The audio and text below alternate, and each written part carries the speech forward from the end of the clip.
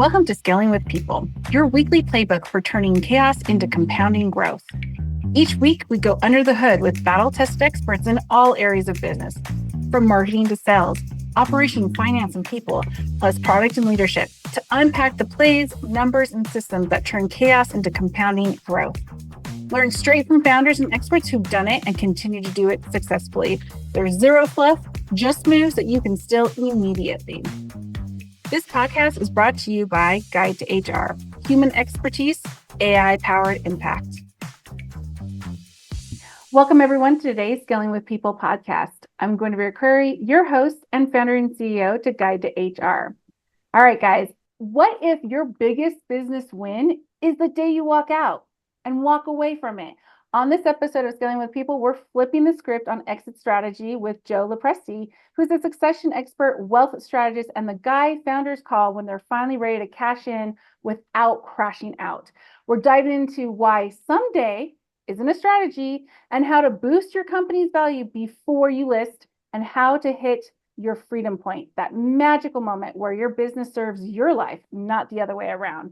So let's jump in, everyone. Welcome, Joe LoPresti. I'm excited to have you on the call.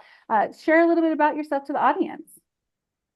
Yeah, well, thanks for having me, Guinevere. Joe LoPresti. I run a ClearPoint family office, which is a fractional family office that works with business owners on coordinating their business planning with their personal wealth planning, making it into a unified approach that's centered around the life and legacy that they want to design.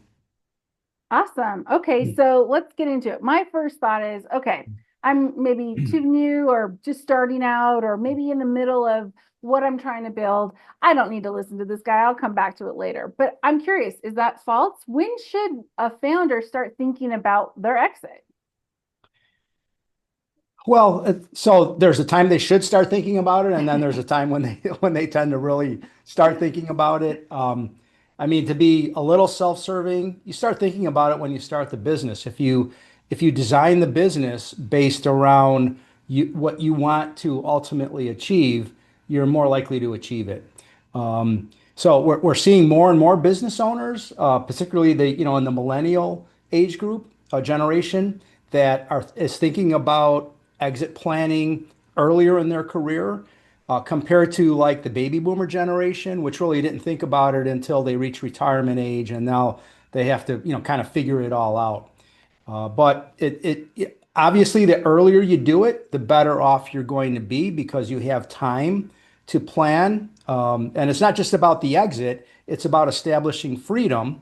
And a lot of that is centered around having personal freedom, not just financial freedom, being able to, live the life that you want, spend the time that you want to spend with the people you want to spend the time with, and not so much be tied down to a business that's all centered around you. Yeah, that makes sense. Okay, so start thinking about it because you can plan, and then obviously through your building and months, years later, you can course correct to make sure you stay into that plan. Yeah, exactly. Now, the reality is that, when you start a business, you're scrambling, you're trying to figure things out, you're putting processes in place, you're growing the business, you're selling, you're running, you're doing, everything from A to Z. And it's hard, right? It's hard to find the time to do this type of planning. So ideally, if you can be 3 to 5 years out from the ultimate end game, is Okay. a sufficient amount of time to do some of the things that we'll talk about during this meeting. But the earlier you start, the better off you're going to be. There's just a lot of tax planning you could do. There's a lot of value enhancement that you could work on along the way. And again, some of that centers around creating a business that takes you out of it, so you could step away from the business for lengthy periods, and being successful and be able to run and function and grow without you being at that hub of the wheel. Yeah, that makes sense.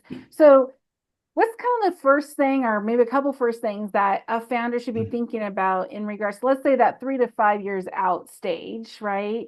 Okay, I'm thinking I want to exit in 3 to 5 years. What's kind of the first step or a thought process that I should be going through to get myself started? So I would, there's a few things. I think one thing that comes top of mind is determine your freedom point, and that's the amount of financial wealth that you need to do whatever you want, whenever you want, of course, within reason, but when you can live the life you want without worrying about money. Mm, And that really, you have to tie in business planning, so assessing the value of your business, knowing where the industry that you operate in, what the range of values tend to be, do an assessment of your company to see where you would likely fall in that range, so you could know what areas you could work on to improve your multiple, the multiple of cash flow that your business would likely sell for. And then how that ties into what you need with your life and your lifestyle, your goals and objectives, and see where you're at. Sometimes business owners find it to be are very surprised that they see they're already at their freedom point and they didn't think they were. oh, They start wow. to think about their business a little bit differently, make decisions differently. Protecting the value of that business becomes more important at that point. But Hmm. on the other hand, others, need it to grow more, but at least you know where you're at, what that gap is, and then you can start working on ways to improve the value to help close that gap and reach the freedom point. That makes sense. Yeah, understanding that target and then start working towards it. So, I know you're also an author. Tell us a little bit about your book and what it's about. Yeah, so the book is titled Exit by Design, and it's about um, coordinating that personal wealth planning with the business strategy to, reach the freedom point, kind of the things that we're talking about here. It discusses different concepts that blend in the business strategy with personal planning and make sure that it's coordinated and unified behind the life that the business owner wants to ultimately achieve. Yeah. And so let's think about, like, you're wanting to improve your business value and the sell price. What are some of the critical metrics that a business owner should be looking at consistently and trying to improve over time for that specific person of sale, or excuse me, for that specific reason of selling? So we like to have business owners kind of shift their mindset from how they view their business today to what they should be, how they should be viewing their business. Most business owners look at their business of how much money it's making and can it, provide the income that they need to live. We want to shift their focus to maximizing the enterprise value of that business. Because certainly, having sufficient income to fund your lifestyle is important, and it's part of maximizing enterprise value. But what's really going to secure your freedom is that enterprise value. So let's start to look at what is the value of the business from a buyer's perspective, from a third party perspective, not the way that most owners tend to look at the business, but what's important to a buyer. Let's establish what that value is today. Then let's look at areas that they could improve on to make the business look more attractive to potential buyers. And that's going to increase their enterprise value. Then you could look at ways to grow the business. And oftentimes, just growing the bottom line isn't necessarily that attractive to a buyer, particularly if it's because the business owner themselves are the ones that are generating and driving that growth, right? Right. There's other things that a buyer is going to look at. If they want to buy a job, then they buy a business that's dependent on the owner. If they want to buy a business that could make them money without them having to be, where it begins and ends, they're going to look at your business a little differently. Yeah, that makes sense. And it's a different lens that the owner that you need to put on one, just growing your business versus the value at the sell price point. Yeah. Absolutely. There are different metrics, right? So owner dependency is one.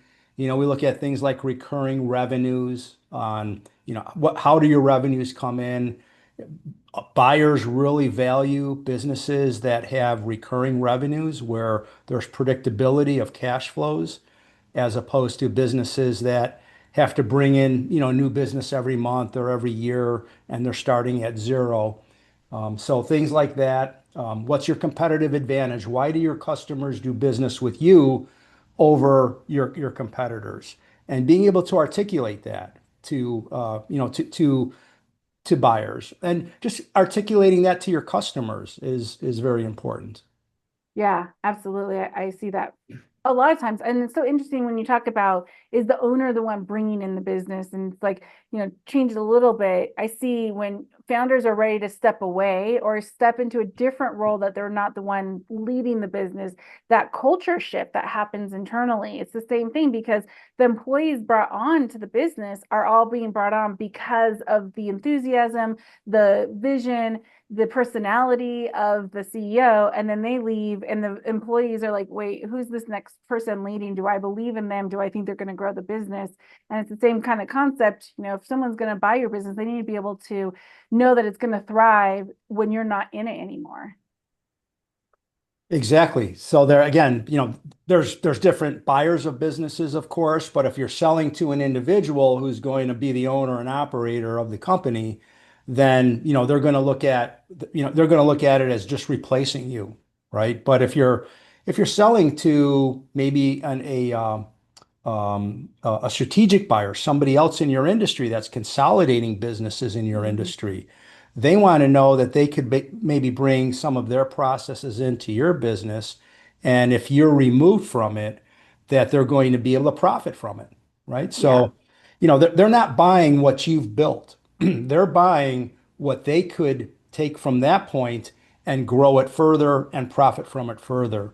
Most business owners look at it and say, "Hey, I've worked here 20 years, 30 years." Founding business owners, many of them, it's their life and it's their baby Yeah. and what they've built, and they feel like they should be compensated for what they've built.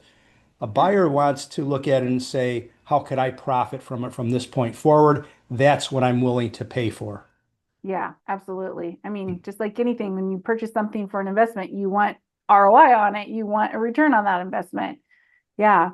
So, let's fast forward, sweet, time, sell the business. I'm super happy about it. How do you navigate all the taxes? And probably a big question here, but what's like the first couple of things that a founder should be thinking about in regards to minimizing the tax liabilities before, during, and after the sale of the business? Yeah, so there's so much to talk about there that it's very, it's very different from specific case to specific case. But generally speaking, when we look at proactive tax reduction planning, we're looking at it on the business level while it's operating. What are ways to reduce taxes from the business perspective, which oftentimes is just going to flow through to the business owner's personal tax return.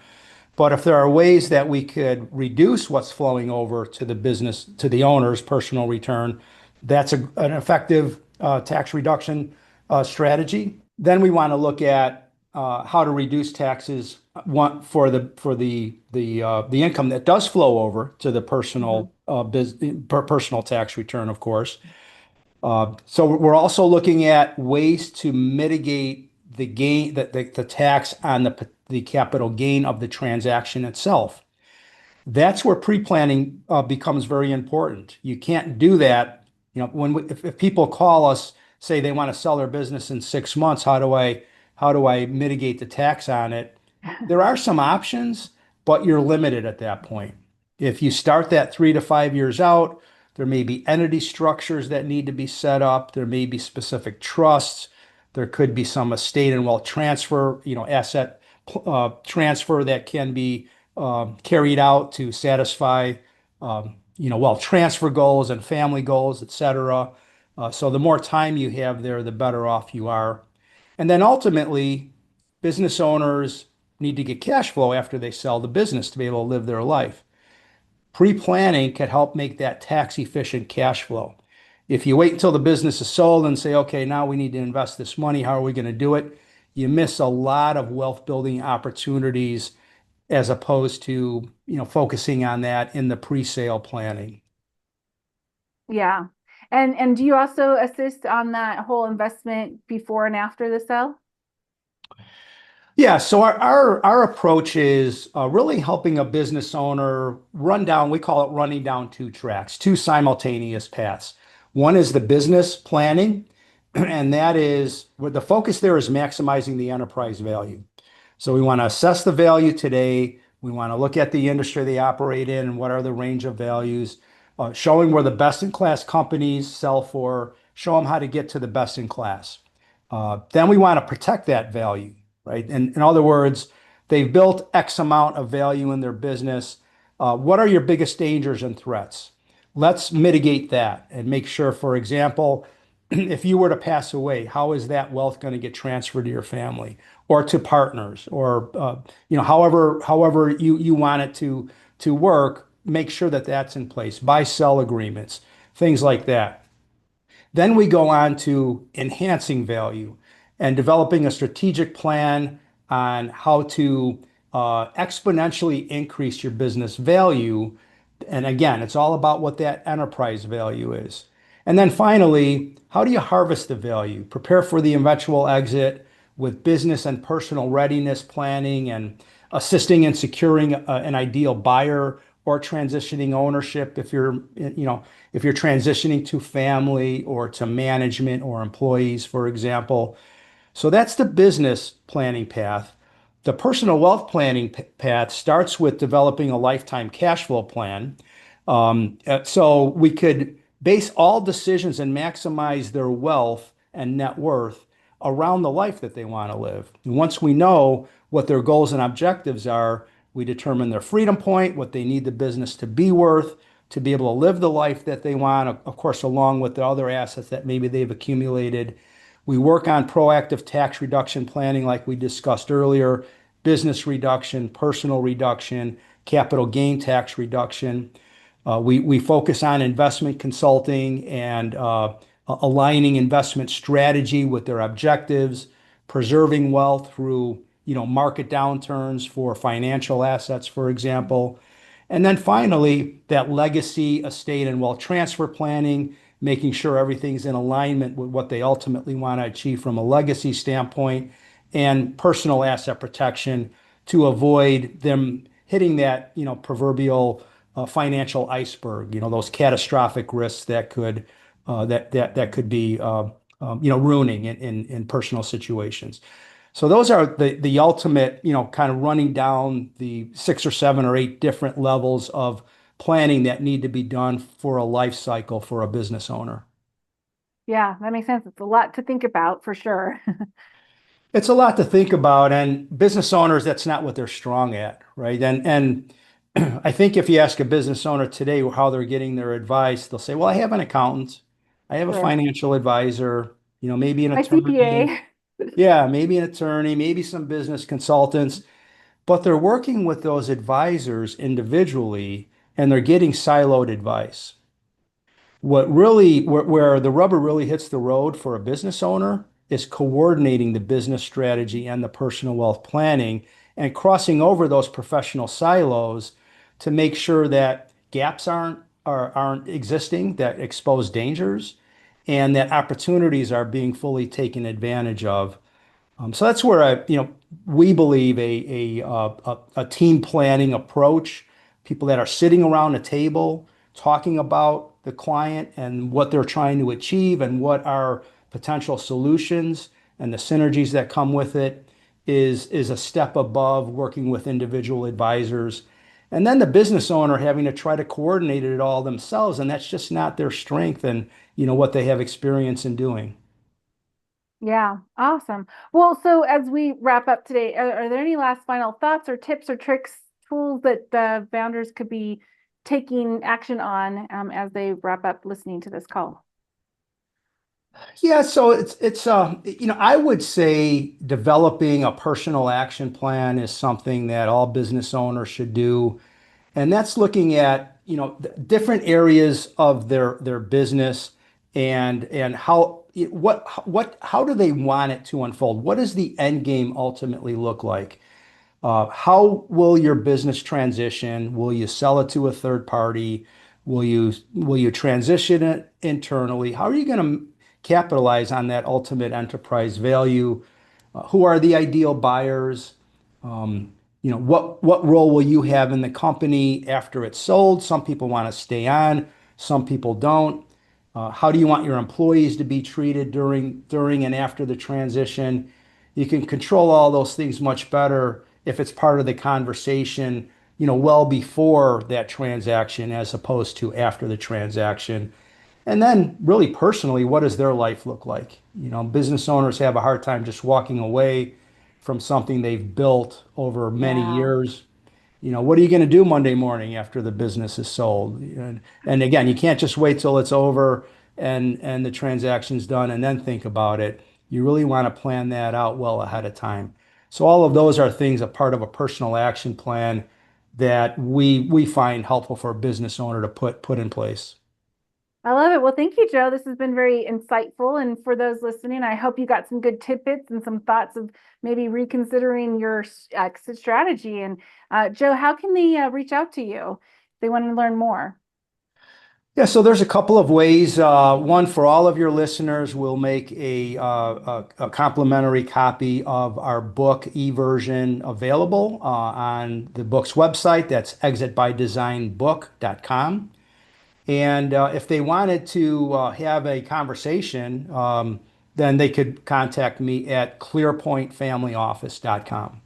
Awesome. Great. Well, thank you. We love freebies. So you've heard it here. Freebie at exitbydesignbook.com. And Joe, it was great having you on the call. We appreciate your insight. And for the listeners, thanks so much for joining us. If you like the podcast, share it, put a comment out, like it, follow us, and we will see you on the next one. Take it easy, everyone. Bye. That's a wrap for today's episode of Scaling with People. If you got value from this conversation, do me a favor, share it with someone building something big. And hey, I'd love to hear your take. Drop a comment, shoot me a message, or start a conversation. And don't forget to subscribe so you never miss the bold, unfiltered strategies we drop every week. I'm Guinevere Query, founder and CEO of Guide to HR, where we help high-growth companies scale smart with people-first strategies and AI-powered systems that don't just keep up, they lead. If you're building fast and want your HR to move faster, head to guidetohr.com and let's talk. And remember, scale isn't just about speed, it's about people. Until next time, have a great one.